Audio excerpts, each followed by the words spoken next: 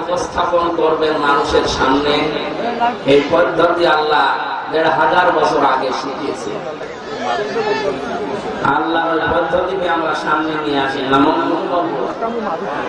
মোহাম্মদ বলবো। আল্লাহ পাক বলেন, কিতাবুন উনজিলা ইলাইকা ফালা ইয়াকুন ফি সাদরিকা হারাজুম মিনহু লিতুনযিরা বিহি ওয়া যিকরা লিল মুমিনিন। সূরা আরাফের ২ নম্বর আয়াতে আল্লাহ জানিয়েছেন, এই যে একটা কিতাব আপনাকে আমি দিলাম, শুধু সুমা খাবেন আর উপরে লিখে দেবেন, আর বছরে কেউ মারা গেলে তার পাশে বসে পড়বেন, এটার জন্য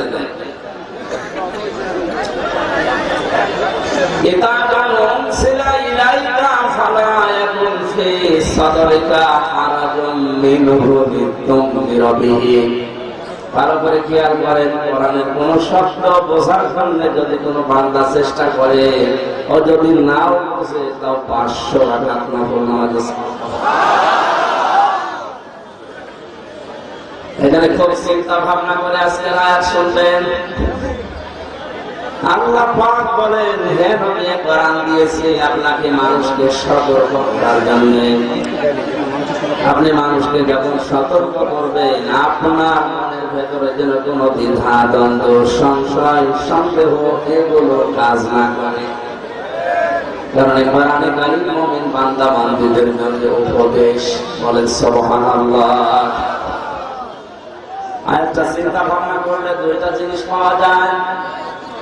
হারাজুন শব্দের প্রথম অর্থ হচ্ছে, হে নবী, আপনি যখন কোরআন দিয়ে সতর্ক করবেন মানুষকে, ওই লালমনিরহাট হাতীবান্ধা এলাকায় এমন মানুষ আছে আপনার কোরআনের বক্তব্য শোনার পরে না বুঝে মন খারাপ করতে পারে। এরকম মানুষ দেশে আছে। আল্লাহ যেটা বোঝাতে চায় না বুঝে আন্দাজে মন খারাপ করে বসে আছে। ২ নম্বর ব্যাখ্যা, আবহমান কাল থেকে ওই এলাকায় এমন এমন নিয়ম নীতি, ইবাদত মনে করে মানুষ পালন করে, ইসলাম মনে করে পালন করে, এগুলো আসলে ইবাদত নয়। তাফসীর করলে ওইগুলো টিকবে না। কারণ তাফসীর শব্দের শাব্দিক অর্থ হচ্ছে খুলে ফেলা, মুক্ত করা, ঢাকনা দিয়ে ঢাকা আছে, ঢাকনা তুলে ফেলা, আবরণ দেওয়া আছে, আবরণ ফেলে দেওয়া। এই এলাকায় যে সমস্ত ইবাদত মনে করে অনেকে চালিয়ে যাচ্ছে, যেগুলো আসলে ইবাদত নয়, কোরআনে কারীম দিয়ে যখন তাফসীর করা হবে ওগুলো খুলে যাবে, জাতির লোকেরা বুঝবে এই লোকটা ২ নাম্বার। তখন হয়তো এই মানুষগুলো মন খারাপ করতে পারে। আপনাকে যারা নিয়ে এসেছিল ওদের তখন হাতিয়া তোফা নজর নিয়াজ বন্ধ করে দিতে পারে, এমনকি আপনাকে তাড়াও খাওয়া লাগতে পারে। নবীজিকে আল্লাহ এই জন্য জানিয়েছেন, কোন দিকে তাকাবেন না, আপনার মনের ভেতরে যেন কোন সংকীর্ণতা কাজ না করে। আপনি আমি আল্লাহর দিকে তাকিয়ে হেদায়েতের সঠিক কথাগুলো তুলে পড়বেন। আমরা কোরআনের পদ্ধতি ২টা সামনে রাখি। আল্লাহ আমাদের তৌফিক দেন, বলেন আমিন। দরুদ আর সালাম করছি আমাদের নবী মুহাম্মদ রাসূলুল্লাহ সাল্লাল্লাহু আলাইহি ওয়াসাল্লামের প্রতি, যারা আনিত আদর্শ পেয়ে আমরা খুশি না বেজার? হ্যাঁ, এই কথার সাথে একমত আছেন তো?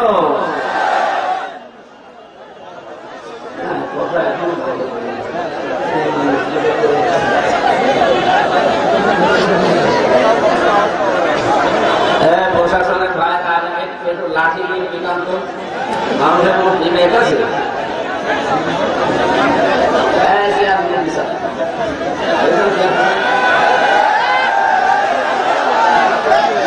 একদম পেছনে তাড়াতাড়ি করবে।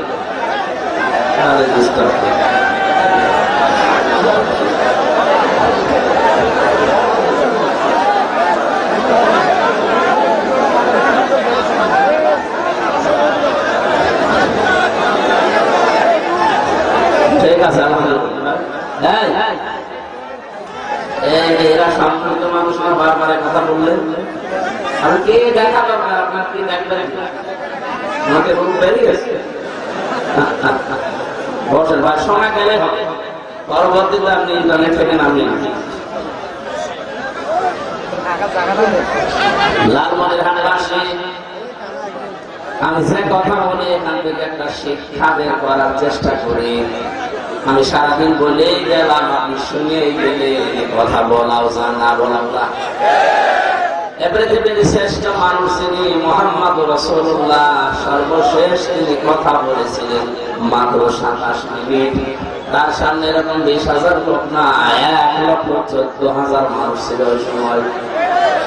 বিদায় হজের ভাষণে তিনি যে 27 মিনিট কথা বলেছিলেন, কিয়ামত পর্যন্ত এই কথাগুলো মানুষ নিয়ে গবেষণা করে কোন কিনারা পাচ্ছে না। সুবহানাল্লাহ। এখানে আমাদের কথা হবে অন্য শিক্ষা নেওয়া কারণে যত এবাদত আমি পেয়েছি, প্রতিটি এবাদত নষ্ট হওয়ার পেছনে 2টা, 3টা, 5টা, 7টা, 19টা এরকম কারণ আছে না নেই? দুনিয়াতে সবচাইতে দামি জিনিস যেটা আমরা জানি, যেটা না হলে জান্নাতে যেতে পারবে না, তার নাম ঈমান। এই ঈমান ভাঙার কারণ আছে 10টা। কয়টা? আরো জোরে বলেন। ঈমান ভাঙার কারণ কয়টা?